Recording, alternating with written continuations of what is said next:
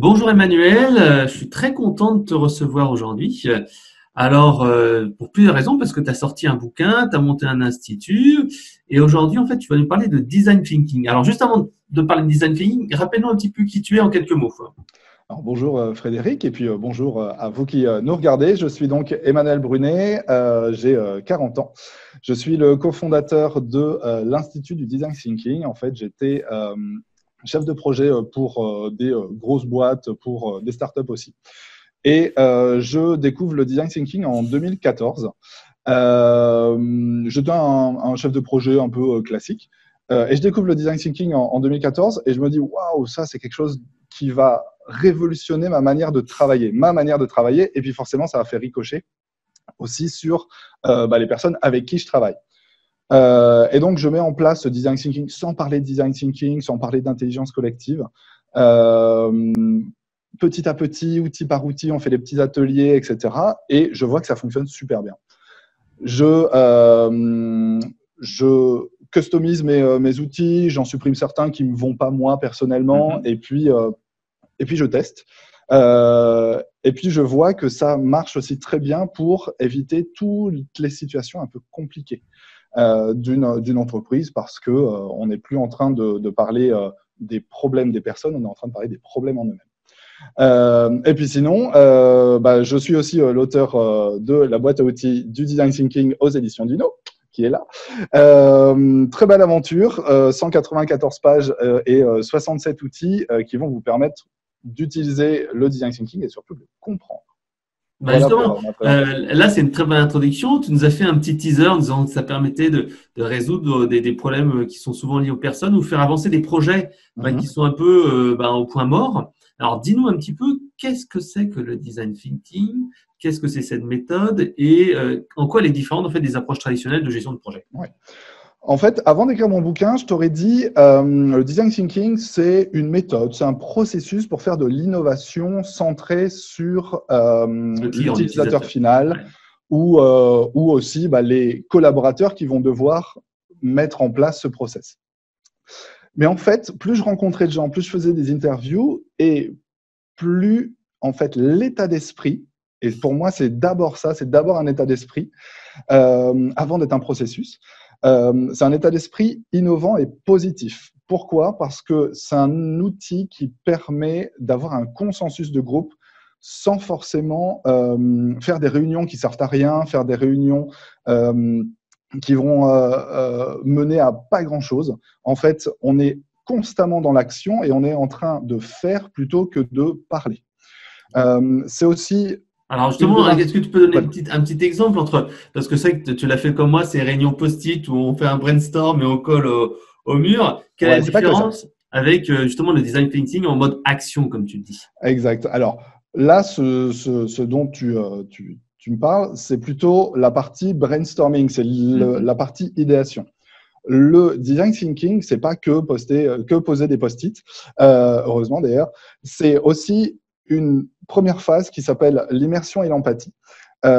Et c'est toute une série d'outils très simples à utiliser qui vont vous permettre d'aller rencontrer soit vos utilisateurs, soit les clients, soit d'aller comprendre comment réagissent aussi les collaborateurs avec qui vous travaillez sur un process qui, par exemple, ne fonctionnait pas. On l'a pensé, puis en fait, c'était peut-être trop en silo.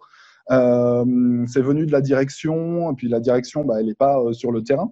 Donc, aller rencontrer ces personnes sur le terrain, aller être aussi, par exemple, en immersion pendant une heure, une journée, une semaine, pour aller vraiment comprendre le quotidien des personnes qui vont devoir utiliser ce processus ou ce nouveau service ou ce nouveau produit, ça va changer complètement en fait votre manière d'appréhender le problème. Ça va vous créer une vraie empathie et vous n'allez plus travailler en fait pour des statistiques, c'est-à-dire de la data. On a X% de femmes, par exemple, dans notre base de données de clients. Ça, c'est une data, ça ne crée pas beaucoup d'empathie.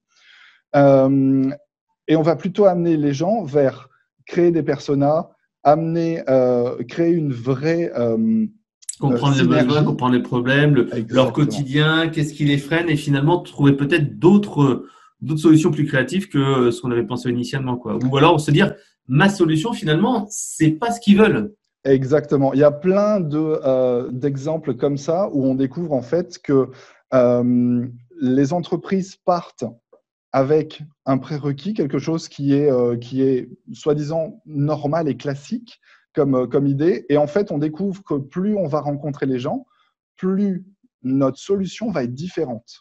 Pourquoi? Parce qu'on arrête de penser pour soi avec sa propre expérience et on va cumuler toutes les expériences des personnes que l'on va rencontrer. Donc ça, c'est Et la donc, première étape où on va se mettre en position d'apathie. Après, je crois qu'il y exactement. a 4-5 étapes. Alors, c'est quoi un petit peu la suite? L'étape suivante, c'est l'étape d'analyse. Une fois qu'on a rencontré, qu'on s'est immergé dans cet univers-là, on va analyser, c'est-à-dire qu'on va pouvoir ressortir des grosses priorités et puis aussi faire en sorte que l'équipe qui va gérer ce design thinking au sein de l'entreprise ou du service soit au courant de tout ce qui a été découvert, de toutes les informations que l'on a grappiller un petit peu partout sur ces interviews, sur ces sondages, par exemple, ou c'est cette immersion. Ça, c'est la deuxième partie, c'est la phase analyse, et on en ressort avec des priorités. 2, 3, 5, pas énormément en fait, parce que… Ouais, ouais, je suis d'accord avec toi parce que le problème, moi, j'ai déjà vécu il n'y a pas longtemps, j'ai sorti une application mobile et au départ, quand tu as un concept qui est faible, tu as tendance à rajouter des choses en mode couteau suisse en disant, tiens, mais il faudrait rajouter ça, rajouter ça, rajouter ça, rajouter ça, alors qu'au contraire, il faut dire, non, mais quelle est l'idée ou les deux idées majeures que je dois mettre dedans et je dois pousser un maximum et je dois servir un maximum et je dois m'assurer que 80% des gens, enfin, la majorité des gens ont un vrai intérêt et sont prêts à payer pour ça. Complètement.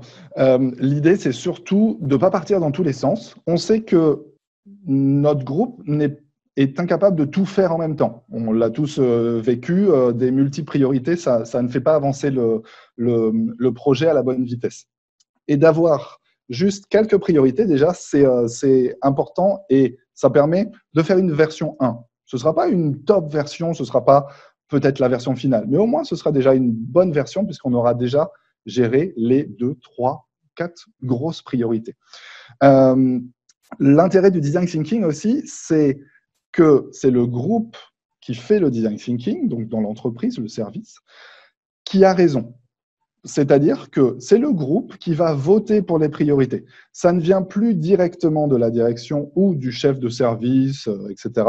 C'est le groupe, en sa âme et conscience, parce qu'il a envie que le produit ou le service ou le processus avance, qui va voter de manière assez transparente et anonyme pour ses priorités. Donc, le fait de voter, ça permet d'arrêter toutes les engueulades de réunion où en fait c'est le groupe qui a raison et la majorité et plus seulement les personnes qui sont le plus haut hiérarchiquement, qui ont peut-être une vision différente. Et on enlève aussi tous les rapports de force un petit peu diplomatiques, un petit peu compliqués avec des personnes qui parlent plus fort que les autres et qui arrivent à s'imposer alors que d'autres ne s'imposent pas forcément. Alors, est-ce que tu n'as pas peur que justement, il y ait entre guillemets un nivellement vers le bas et que les gens cèdent pas un petit peu la facilité en disant non, mais on va faire un truc simple, on va pas s'embêter, des choses comme ça. Parce que souvent, en fait, c'est le problème du consensus, c'est qu'on arrive en fait à quelque chose, le consensus mou au lieu d'avoir un consensus fort et un parti pris fort. En fait, dans ton groupe, tu vas réussir à équilibrer tout ça. Tu vas forcément avoir des personnes qui, au départ, parce qu'elles n'ont pas confiance dans la méthode, parce que c'est peut-être la première fois qu'ils l'ont testé, vont se dire, je vais peut-être pas donner le maximum de moi-même, je vais déjà la tester. En fait, ça s'appelle la confiance créative. C'est-à-dire qu'une fois que les gens sont convaincus par les outils qu'ils vont utiliser, forcément, ils vont se dire, bah là, on va aller au maximum de ce qu'on peut. Moi, je conseille toujours aux personnes qui nous écoutent de commencer avec un petit projet, quelque chose de très simple, juste pour montrer l'intérêt du design thinking et de ne pas se lancer dans quelque chose de trop fort d'un coup. Comme c'est un changement d'état d'esprit, c'est une vraie transformation aussi au sein des entreprises, ce serait dommage de faire quelque chose de trop haut, trop compliqué et que les attentes soient un petit peu différentes et les résultats surtout. Okay. Ensuite, la troisième phase, c'est la phase d'idéation. C'est là le brainstorming. En fait, quand on est un chef de projet, on a tendance à commencer un brainstorming très rapidement. Sans les 2 premières phases, c'est-à-dire l'immersion et l'empathie et l'analyse, forcément, notre brainstorming, comme je vous le disais, il va être représentatif de nous. Une fois qu'on a fait cette fameuse phase d'immersion et d'empathie, nos idées vont être complètement différentes parce que pendant ces interviews, les personnes que l'on va interviewer vont aussi nous proposer des idées par rapport à leur propre expérience. Si ça se trouve, elles ont découvert des choses à l'étranger que nous, on ne connaissait pas. Une sorte de benchmarking, en fait. Et donc, on va améliorer le nombre d'idées, on va multiplier ce nombre d'idées, on va faire travailler aussi l'intelligence collective, c'est-à-dire qu'on va essayer de faire réfléchir les participants sur les idées des autres. Et donc, ça fera de meilleures idées, encore plus pointues et encore plus fines. Et puis, comme d'habitude, sur cette phase, on termine par une priorisation des bonnes idées. Qu'est-ce qu'une bonne idée ? Quel est notre objectif ? Et qu'est-ce qu'on va prototyper dans la phase suivante ? Ça peut être 5, 10, 40, 50 idées. Là, l'idée, c'est d'en avoir beaucoup, beaucoup, beaucoup, beaucoup pour pouvoir éviter de se tromper pour plus tard. Ouais, un peu comme dans les méthodes de growth hacking où tu arrives en fait à lister un certain nombre d'idées et ensuite tu les classes avec un ordre de priorité. Enfin, moi, j'utilise la méthode ICE, mais je pense que toi, tu utilises d'autres méthodes, des méthodologies. Alors, il y a quelque chose qui est très simple et pour tout le monde. On peut faire de la gométocratie, j'adore ce mot. C'est la démocratie par gommette. En fait, on peut donner un nombre de gommettes à chaque personne et leur dire, voilà, vous avez 5 gommettes, vous votez pour vos 5 idées préférées. On peut aussi avoir 2 couleurs de gommettes, c'est-à-dire, admettons, le bleu pour une idée qu'on va pouvoir mettre en place maintenant, et puis du rouge pour une idée pour plus tard. Et ça commence déjà à créer un plan d'action, en fait, sans le savoir.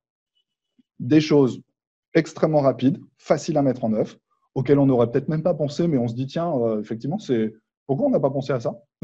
Ça arrive très souvent. C'est ce que moi j'appelle les quick wins. Quand j'utilise la méthode ICE, tu vois, je fais comme ça ce foisonnement d'idées. Et ensuite, j'ai 3 notes. En fait, j'ai l'impact sur le business, j'ai le coût et l'envie l'envie de le faire. Et tu mets une note sur 10. Et c'est vrai que dedans, si tu prends uniquement ces notes-là, tu dis merde, il manque des petits trucs. Et pourtant, tu as souvent des quick wins. Et en fait, ça, c'est des trucs, tu dis, on le met tout de suite, c'est pas la peine de réfléchir, tac, tu mets bien sûr. Et ça, c'est tellement facile à mettre en place. Et surtout, en fait, les personnes qui vivent cette session de design thinking se disent, en fait, on a validé des idées à une vitesse assez incroyable, alors que chez nous, d'habitude, il nous faut un temps pas possible. J'ai eu un client, une grande administration récemment. Je les ai fait réfléchir et prototyper. Donc ça, c'est la phase juste après, on va en parler. Je les ai fait prototyper quelque chose en 40 minutes. Et à leur direction, qui est venue à la fin voir un petit peu comment ça s'était passé et voir ce qu'ils avaient prototypé, ils ont dit, en fait, avec Emmanuel, on a découvert en 40 minutes que l'on se trompait, alors que d'habitude, il nous faut 40 mois. Ça fait réfléchir. Hein. Bon, je ne te demanderai pas le nom de l'administration ni le produit, mais en tout cas… mais c'est pareil, en fait, pour toutes les entreprises où je vais, on découvre que même sur un atelier qui dure 1 journée ou 2 jours, les gens se rendent très vite compte que leur seule manière de penser n'est pas suffisante. Et que travailler en silo en ne faisant jamais d'interview du client, de l'utilisateur final, forcément, à chaque fois, il y a un moment où il y a un gros point d'interrogation et tout le monde se dit, mais est-ce qu'on a été dans la bonne direction ? Ouais, mais c'est vrai que moi, quand j'ai sorti un produit il n'y a pas très longtemps, j'ai commencé par avoir une idée qui venait justement de la direction. Et après, j'ai fait une dizaine d'interviews, une quinzaine d'interviews avec des clients. Et donc, comme tu disais toi-même, hein, j'ai commencé à présenter un petit peu le concept. Et ensuite, j'ai pensé le plus tôt possible une maquette, comme tu te dis là. Enfin, on y arrive juste après, avec un outil de prototypage qui s'appelle Just in Mind. Il y a même d'autres outils d'Adobe, etc. Et pour les faire réagir et faire évoluer au fur et à mesure la maquette au niveau des différents. Mais bon, je te laisse continuer la méthode, la vraie méthode. Donc, le prototypage, on y va en version quick and dirty, c'est-à-dire on ne va pas dépenser beaucoup d'argent sur les tout premiers prototypes. Ce qu'on veut, c'est avoir un POC, une proof of concept, une preuve du concept. Ce n'est pas grave si c'est juste fait avec des bouts de ficelle, des post-it qui correspondent aux différents écrans d'une appli sur téléphone mobile, par exemple. Ce n'est pas grave. Ce qu'on veut, c'est juste pour pouvoir, ce qu'on veut, c'est juste le montrer à notre direction, à la personne qui va valider le projet à la fin. Ça peut être un client final, mais ça peut être aussi les utilisateurs qui vont vraiment utiliser notre appli à la fin. En dépensant pas beaucoup sur ces premiers prototypes et en les améliorant au fur et à mesure des interviews, des rencontres et des retours clients, forcément, on va aller vers une solution qui est la meilleure possible à la fin, sans avoir dépensé du design de manière trop forte au départ, du design via des agences par exemple. Ça n'empêche pas de mettre un designer à l'intérieur de notre équipe de design thinking dès le départ, parce que comme on sait qu'on a une équipe multidisciplinaire, c'est-à-dire un designer, des personnes qui vont par exemple des commerciaux, des stagiaires, des chefs de projet, des personnes qui vont utiliser notre solution à la fin, etc. Cette idée de pluridisciplinarité, elle est extrêmement importante aussi dans le design thinking. On n'en a pas parlé, mais ça, c'est vraiment, vraiment intéressant. Puisqu'on va cumuler en fait les expériences différentes et les besoins différents. Et les gens vont s'accorder aussi, ce fameux consensus fort, en se disant, par exemple sur le prototypage, moi, j'ai telle contrainte. Est-ce que tout le monde est au courant de cette contrainte? Et en fait, on remarque que les gens, comme ils travaillent en silo, ils ne sont pas au courant des contraintes des personnes qui viennent, par exemple, juste avant ou juste après dans un processus ou un parcours. Et comme tout le monde va s'accorder sur les contraintes de tout le monde, forcément, ça va créer une meilleure empathie aussi à l'intérieur de l'équipe. D'accord. Alors là, c'était la phase prototypage. Prototypage. Donc, juste pour le prototypage, donc tu m'as dit que tu utilisais parfois juste des post-it ou des choses comme ça. Est-ce que tu utilises d'autres outils comme je sais, moi, j'utilisais Just in Mind, des outils de prototype, l'impression 3D. Est-ce que tu as quelques outils à nous conseiller là-dessus? Alors, si vous faites une appli sur téléphone mobile, il y a Marvel App, qui est une application gratuite où en fait, il suffit juste de dessiner ces écrans, même à la main, de manière un peu grossière. Et via l'application Marvel, on prend en photo et on va dessiner les petits boutons. C'est-à-dire que sur notre écran, on va dire le petit bouton, il est là et il amène vers telle autre page. Et en fait, ça va faire comme une appli, mais en fait, elle est juste dessinée et la plupart des gens font une appli en un quart d'heure. Et ça permet juste d'avoir un cheminement étape par étape de si on clique sur ce bouton-là, on va là, si on clique sur ce bouton-là, ça nous amène à telle étape. Et donc, plutôt que d'avoir dépensé des centaines de milliers d'euros pour déjà proposer une solution quasiment clé en main, on y va par étapes. Sinon, il y a Balsamiq aussi pour des sites internet. Les Lego, ça marche aussi très bien. Si on a un projet d'architecture, par exemple, en imaginant une nouvelle boutique, un nouvel espace, ça marche aussi pour les cantines, pour des bureaux. En fait, le design thinking, ça marche pour plein de choses. C'est vraiment extrêmement large. Et puis sinon, si vous avez un produit aussi à réaliser, vous pouvez aller dans un atelier ou dans un Fab Lab qui va vous proposer d'utiliser des machines pour réaliser d'abord peut-être un prototype en plastique ou en bois avant d'utiliser des matières définitives juste pour aller tester auprès d'utilisateurs la forme, l'ergonomie. Ça ne sert à rien d'avoir un moule qui va vous coûter des milliers d'euros si vous n'avez pas validé déjà cette ergonomie finale. Ouais, c'est ce qu'on faisait. Nous, en fait, quand je bossais dans une boîte qui vendait des produits en grande distribution et en distribution spécialisée, on faisait des packaging avec une boîte où on collait dessus des visuels qu'on avait créés et c'était juste créer un faux visuel et tu pouvais tester comme ça des visuels en focus group et des choses comme ça. Enfin bref. Oui, ça on le fait aussi. On l'a fait récemment sur des boîtes de céréales. On vendait un produit qui n'avait rien à voir avec les céréales, mais c'était notre prototype et puis on avait fait une couverture par-dessus, juste un visuel et ça nous a coûté 3 fois rien, quoi, des feutres et du papier, quoi. Voilà. Donc là, on est à la partie prototypage. Qu'est-ce qui se passe juste après? Alors, le juste après, c'est l'implémentation. L'implémentation, c'est le plan d'action de ce qui va se passer après. Admettons que vous avez validé votre prototype auprès de votre direction, de vos clients, etc. Qui fait quoi? Quelle est la structure et quel est le montant des investissements que l'on va réaliser? Est-ce qu'il y a de la com? À quel moment on lance la com? À quel moment on fait du marketing? Comment le prototypage, le produit final est réalisé? Avec qui? Avec quel partenaire? Là, c'est vraiment le moment où on a validé et on avance. Et on va le mettre sur le marché. C'est toute cette partie implémentation. Si vous faites une formation Design Thinking, moi, je vous conseille vraiment de faire attention à vérifier qu'il y a bien cette partie implémentation.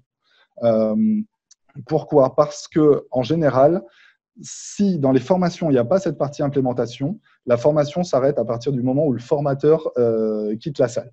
Pourquoi? Parce que les gens ne se sont pas projetés dans les semaines à venir. Et comme on est en train de faire un plan d'action, forcément, chacun est en train de se dire moi, mon plan d'action, c'est de faire ça par rapport à ce que l'on a développé.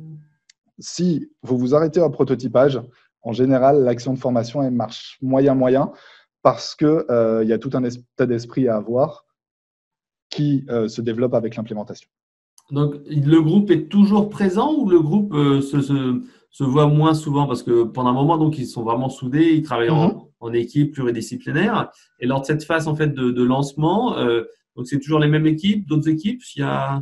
Alors, moi, je conseille vraiment d'avoir un noyau dur qui est de 6 à 8 personnes qui vont être l'équipe qui fait le design thinking. Ça n'empêche pas de rajouter des gens qui vont venir ponctuellement sur toutes nos phases de design thinking. Par exemple, on pourrait faire venir d'autres collaborateurs de la direction ou des clients sur l'idéation, par exemple, sur la partie brainstorming. En fait, voilà, un noyau dur et autant de personnes que nécessaire en fonction des agendas de tout le monde et puis des phases que l'on veut ajouter. Par exemple, sur un prototypage, dans votre entreprise, il pourrait y avoir une personne qui est extrêmement spécifique et qui est extrêmement bonne sur une partie du prototypage parce qu'elle sait travailler le bois ou des choses comme ça, par exemple. On ne la ferait pas venir sur toutes les phases parce qu'elle n'est pas disponible, mais on la ferait venir juste sur la partie bois et prototypage. D'accord. Alors là, on a vu la démarche globale. Est-ce que tu nous peux donner un exemple, bien sûr sans citer de marque, mais avec ces 5 étapes-là, en disant, voilà, première étape, on avait fait ci, deuxième étape, on a fait ça, troisième étape, on a fait ça, pour donner vraiment un aspect un peu concret et se dire, waouh, finalement, ça peut servir à tout ou à n'importe quel, à beaucoup de sujets. Alors, je vais te donner deux sujets, deux exemples. Avec Médecins sans frontières, on a travaillé sur comment faire en sorte que les formations qui sont données aux médecins qui arrivent sur des zones de guerre ou des zones de risque sanitaire peuvent être faites. Des formations, comment est-ce que ces formations au jour le jour peuvent être utiles pour les médecins qui sont donc sur ces zones de guerre. Ils n'ont peut-être pas d'Internet, ils sont peut-être dans des moments un petit peu compliqués. Comment est-ce qu'on leur transmet de l'information et comment est-ce qu'on continue à les former? Et donc, on a fait un atelier pendant 2 jours avec des gens qui réalisaient les formations en interne de Médecins sans frontières et puis aussi des personnes qui ont eu déjà accès à ces formations dans les mois précédents. Et on les a fait se rencontrer parce que c'était une nécessité. En fait, il y a peu de retours pour savoir si les formations fonctionnent. Et en fait, on a découvert que les gens qui avaient déjà eu ces formations avaient la solution la plus profonde sur l'avenir de ces formations et comment est-ce que réellement elles allaient être utilisées sur les zones de conflit, dans des vraies conditions. Donc, eux, ils avaient l'expérience de la vraie condition. Un autre exemple, par exemple, on a travaillé avec le Grenelle contre les violences conjugales et la préfecture de Seine-Saint-Denis, où en design thinking, on a fait se rencontrer les acteurs de la protection de ces femmes victimes de violences conjugales. Donc, sujet très d'actualité, aussi très compliqué parce que là, on est vraiment dans l'empathie et on est vraiment dans l'urgence. Et en fait, on a fait donc se rencontrer des avocats, des personnes qui travaillent dans les associations qui recueillent les femmes, des infirmiers, des médecins, des pompiers, des magistrats. Toutes ces personnes qui arrivent sur le parcours en fait de ces femmes et de ces enfants aussi victimes de violences, qui ont chacun dans leur expérience des bonnes pratiques. Et on a voulu partager en fait ces bonnes pratiques et repenser tout le processus d'accueil de ces femmes victimes de violences conjugales. On a fait 3 ateliers de 2 heures, 3 ateliers de 3 heures, pardon, dédiés à ce sujet. Et les priorités et le nouveau parcours a été présenté visiblement au ministre en charge du sujet. Voilà, maintenant, il n'y a plus. Donc, il y a eu cet aspect, comme tu l'as dit, le premier atelier où il y avait l'empathie, savoir comment ça fonctionnait. Enfin, c'est pas le sujet, mais qu'est-ce qui se passait, ce qui allait bien, ce qui allait pas bien, le point de vue des pompiers, des juristes et tout ça. Donc, ça, c'est la partie phase de compréhension. Les besoins, on observe, on écoute, on pose des questions. Ensuite, tu as eu ta deuxième phase qui était l'analyse. Exactement. L'analyse, en fait, ouais. Où on a réussi à sortir les vraies priorités. Parce que c'est vrai que quand on fait venir, par exemple, une centaine de personnes, tout le monde a une priorité qui est différente dans sa tête. Mais en fait, on remarque que très rapidement, avec les bons outils, les gens se disent « Ok, on a 3-4 priorités, ce sont celles-là les plus importantes. » D'accord, avec ce système de vote dont tu as parlé. Exactement. Et puis, ensuite, on les a fait réfléchir avec des priorités, on les a fait réfléchir à des idées. On les a pas fait réfléchir sur n'importe quelles idées. On les a fait réfléchir seulement sur les priorités. Ça, c'est la phase numéro 3, l'idéation. Exactement, l'idéation. Et puis, on les a fait prototyper, imaginer un nouveau parcours, tous ensemble, pour que chacun aussi puisse expliquer les contraintes qu'il avait par rapport à son métier, que les autres ne connaissent pas. Et puis, on leur a proposé aussi d'implémenter. Alors là, ce n'est pas eux qui allaient l'implémenter directement, puisque ça allait passer par d'autres arcanes.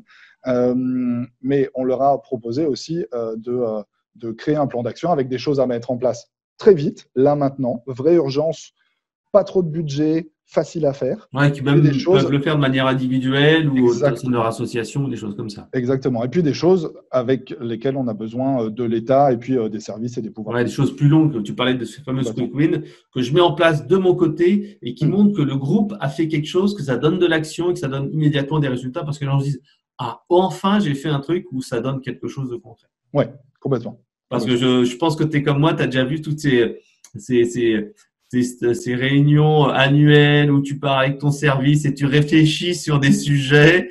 Et oui, c'est très bien, il faudrait révolutionner les trucs. Et puis, on rentre au bureau, puis on repart sur le train-train habituel et rien n'a changé. Il ne se passe rien, exactement. Le brainstorming où on s'enferme tous dans une grande boîte qui s'appelle une salle de réunion pour aller réfléchir tous ensemble à l'oral, ça ne marche pas trop bien parce que, en fait, il y a toujours un jeu de pouvoir. C'est globalement celui qui a raison, c'est toujours soit le directeur, soit celui qui va crier le plus fort et qui va imposer un peu sa loi. Avec le design thinking, ça permet que tout le monde ait la même part de voix. Et ça, c'est génial parce que ça implique les collaborateurs vraiment dans le projet. C'est-à-dire que si, dès le départ, tu bloques la créativité parce que très rapidement, tu dis aux gens « Ah ben non, ça, c'est pas une bonne idée pour telle raison, et puis ça, on l'a déjà fait à la compta, ça n'a pas marché, et puis ça, non. » En fait, les gens, ils vont proposer 1-2 idées, et puis très rapidement, ils vont se taire, quoi, parce qu'ils en ont marre de se faire… justement, tu tombes bien. Donc, dans les erreurs en fait à ne pas commettre, donc la première chose, c'est juger.